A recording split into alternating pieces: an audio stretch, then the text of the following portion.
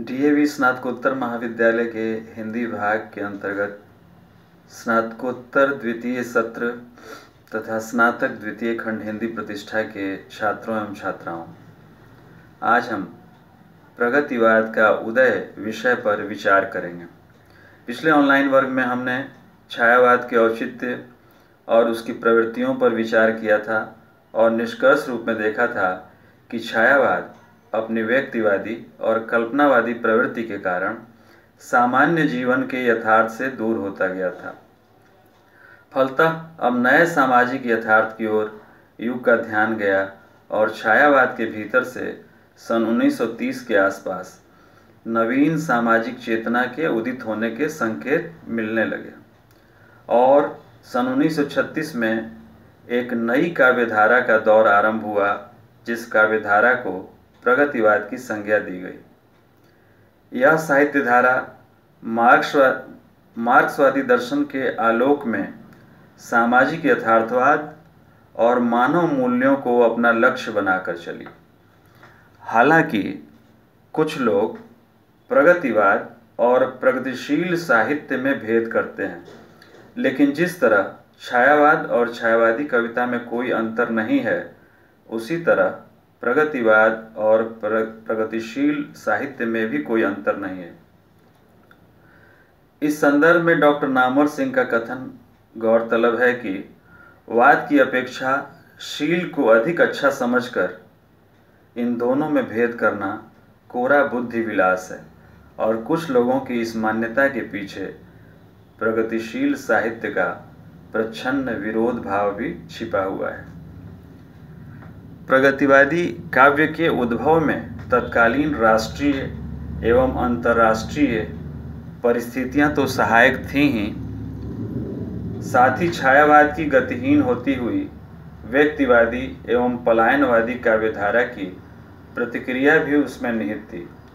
इस समय देश में एक ओर राजनीतिक दास्ता के खिलाफ स्वाधीनता का आंदोलन चल रहा था और दूसरी ओर रूस में प्रतिष्ठित साम्यवाद और उसका मार्क्सवादी दर्शन भारतीय बुद्धिजीवियों के लिए प्रेरणा स्रोत बन रहा था।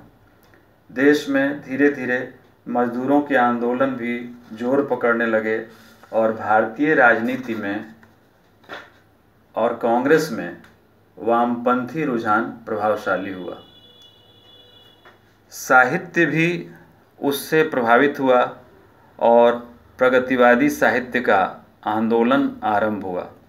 सन 1935 ईस्वी में E.M. फॉस्टर के सभापतित्व में पेरिस में प्रोग्रेसिव राइटर्स एसोसिएशन नामक अंतर्राष्ट्रीय संस्था का प्रथम अधिवेशन हुआ।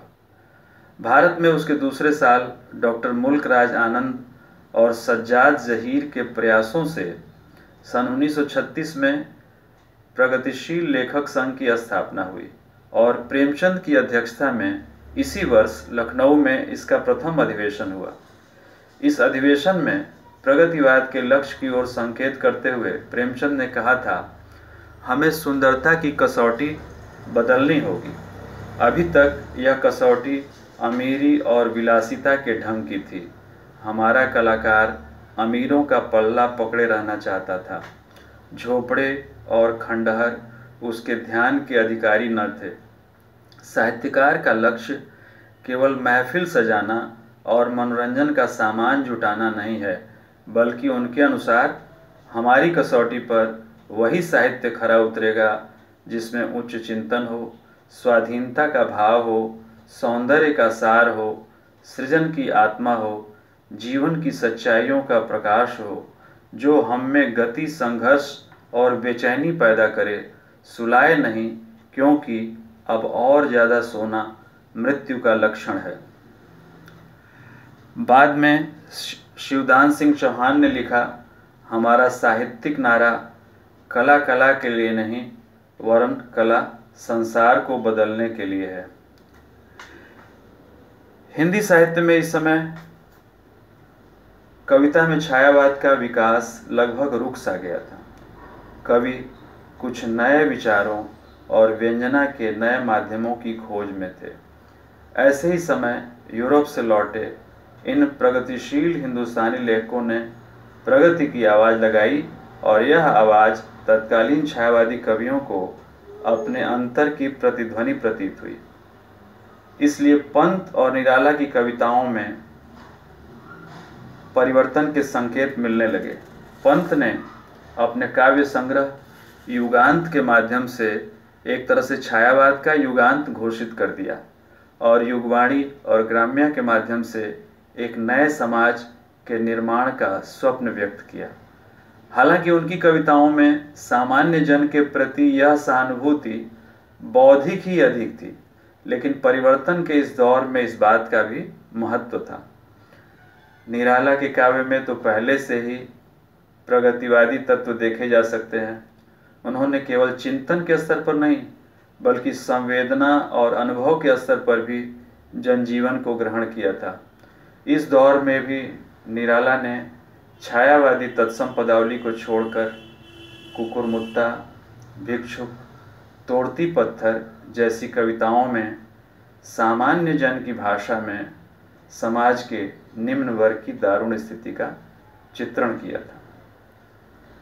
प्रगतिवाद रचना के क्षेत्र में सर्वथा नवीन दृष्टिकोण लेकर आया। यह साहित्य को स्वदेश्य मानता है।